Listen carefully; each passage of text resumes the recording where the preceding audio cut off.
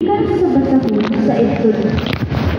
Si Moises maoy nagatiman sa mga karnero o mga kambing sa iyang ugaman na si Jethro, ang pari sa Libya. Usa niya na kaadto. Gidala niya ang mga hayop latas sa kamingawan ug miabot siya sa Sinai, ang bukid sa Dios.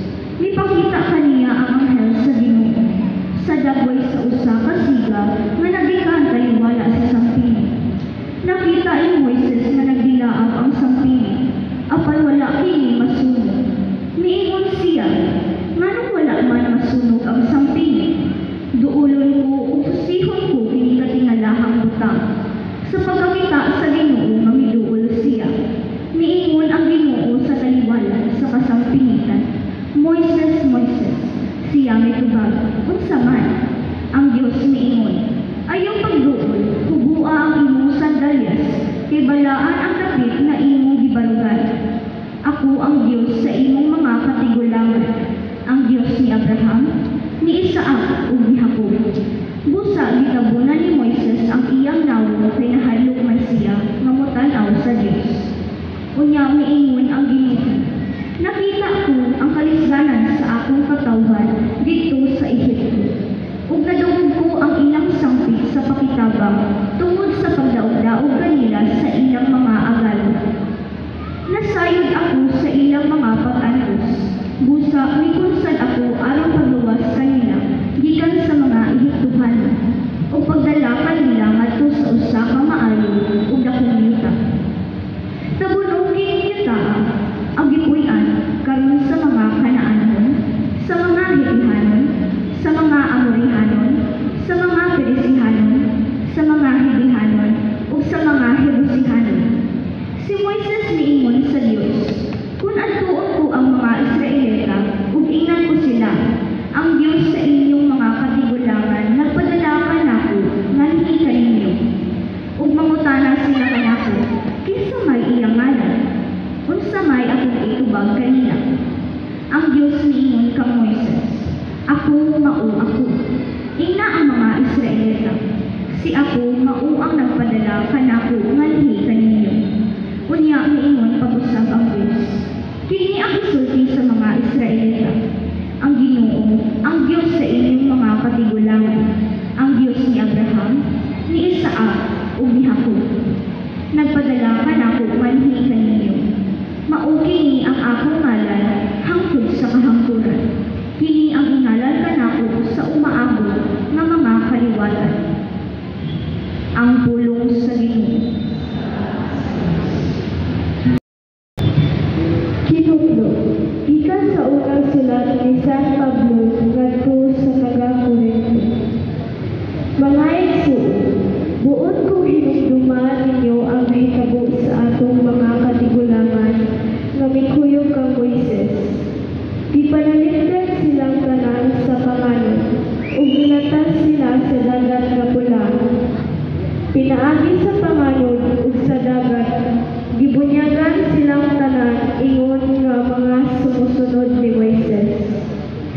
Ang ilang gikaunutan nga espirituhanon ug nanginom sila sa tubig nga espirituhanon, kay nanginom man sila gikan sa espirituhanong bato nga mikuyog kanila ug katong bato nga mao si Kristo. Apan bisan pa niana wala mahimot-i sa Dios ang kadaghanan nila. Busa gilaglag sila ug gikatag ang ilang mga lawas dito sa kamingawan. Kini tanan mga pasidaan kanato aron dili kita magtinguhag daotang mga butang ingon sa ilang gihimo. Ayaw kamo pagbagulbol sama sa gibuhat sa pipila kanila nga gilaglag sa anghel sa kamatayon tungod niini. Kini tanan nahitabo kanila ingon nga panig-ingnan nato. Apan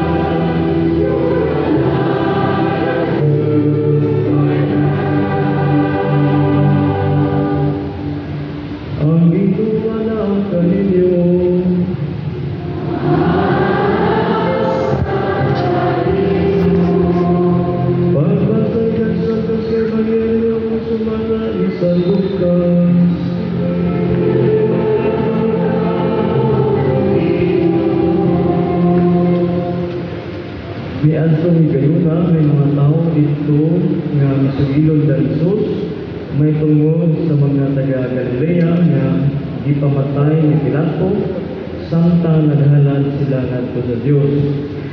Apan niingon si Jesus kanila tungod kay gipamatay kini mga tawhana sa maong paagi gisabot ba ninyo nga labaw pa sila ka makasala kaysa ubang Galileanhon? Dili. Sumbihan mo kamo, kung dili kamo magminulsul o mabiya sa inyong mga sala, mga matay usap kamo tanan, sama kanila. May tungod niya kung nakulog walo nga nangamatay dito sa Siloam, kay natumbaga sa Tore, di pa kaingon ba ninyo nga kanto sila, mas dautan pa kaysa tanang kolupyo sa Jerusalem? Dili. Sumbihan mo kamo nga kung dili kamo magminulsul o mabiya sa inyong mga sala, mga matay usap kamo tanan, sama kanila. Kunya, ito si Jesus kanila ni sa binaya. May usa ka tawo nga na may kahoyng igira, diya sa iyang parasan. Ngadto siya aron sa pagpangita o bunga ni ini. Apan wala siya yung nakaplagan. Busa ninyo siya sa iyang kalidero, tan-awara, tulo nagkaroon sa tubig. Nga nag-anihan ako din aron pagpangita bunga ni kamuya. Apan wala gayon ako'y nakaplagan bisag usa. Busa putla kini kay nag-usik lamang sa tatambok sa yuta. Apan ang halidero mitubag pasagdi o naksir bisan niiling tuiga na lamang. Kay atong gimutan o tugtog ang punuan o unya atong abunuhan. Kung mabunga kini sa sunod tuig kaayo. Apan kung dili, ipaputol dili. Ang Ebanghelyo sa Ginoo.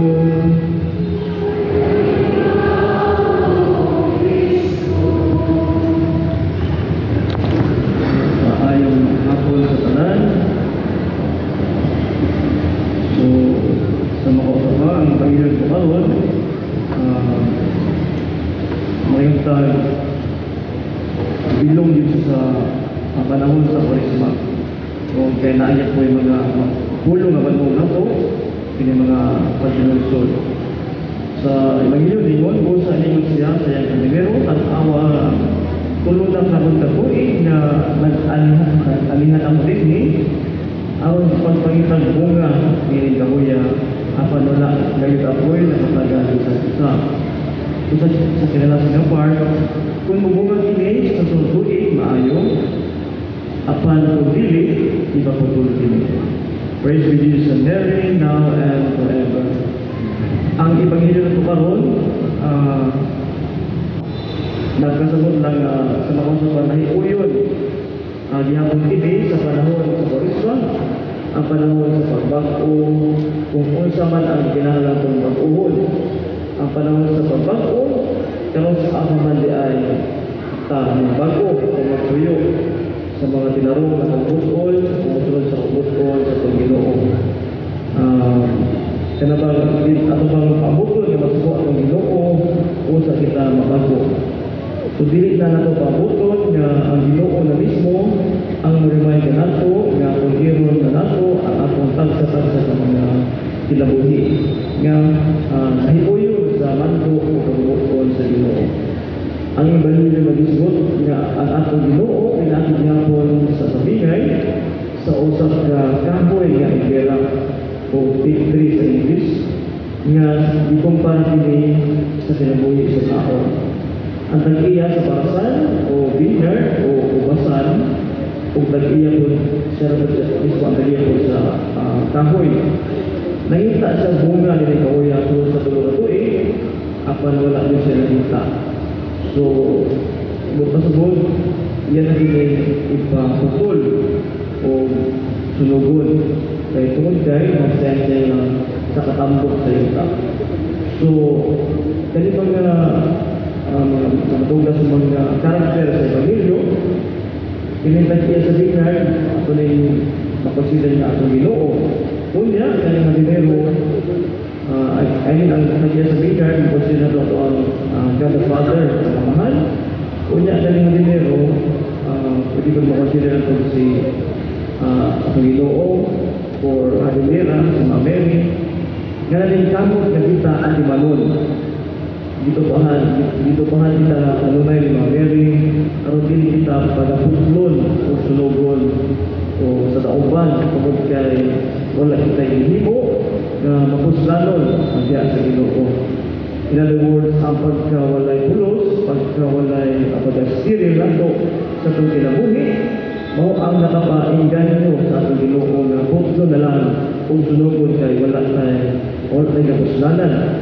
Kung kay tambok ang yuta, tambok ang grasya, kung kaluoy sa Ginoo, pero wala na po ini una-una. Ato alam ini baliwala. Although sa una, sa panahon nga kasigunan kita sa Ginoo, at tungkol kay sagahis sa mga ulo. Ilupahan niya kung ka niya meron. O nangayot pa niya kung siya o second chance. Aron kita magkaamgo o mamatong. Apan kung ako alang ining baliwala o siguro tutlo na kita sa Ginoo sa iyang ginarihan sa langit o itambong na inuot sa kalayo. Sinaot na dili ka na pinago. So, buta sa buwan, bisan unsa o wala tayo hindi na mga panabang sa mayroon makarealize sa mga pinagmuhay ng mga imperfection, hindi ko ma-realize na naantay conversion. Ini process of conversion, labi na karong manang sa Kurisma, kay ang sinuuray, ang proseso sa pagbago o conversion, dili ka na siya sunod-tuig, bulan, tumili, taga-adlaw.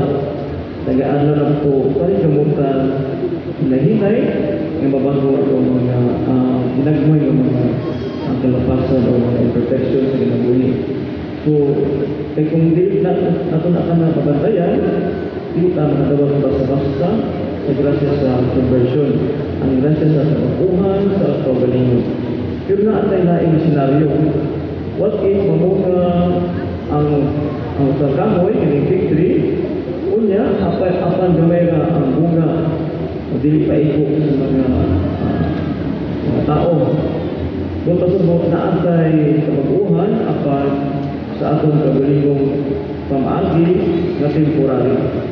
So the more nato i-delay atong conversion, mas maluya kita diya sa pagtawad sa grasya sa Ginoo. Of course, kung wala tayo realization ng bago, conviction ng bago, ang grasya masaya na hindi natin matawad. Kaya na nasa sa state of grace, example, kaya na nasa sa grasya, pero mutugar na ito ang pagkakakulan sa kayo. So especially sa mga bulaton nga atong obligasyon isip mga Katoliko, mga binuyagan. So makayuntan, in reality, natin tayo obligasyon, nakapapa, natin tayo limitasyon. Ato ang pagkabuyang kung sa bunga sa kasalat na panalondon.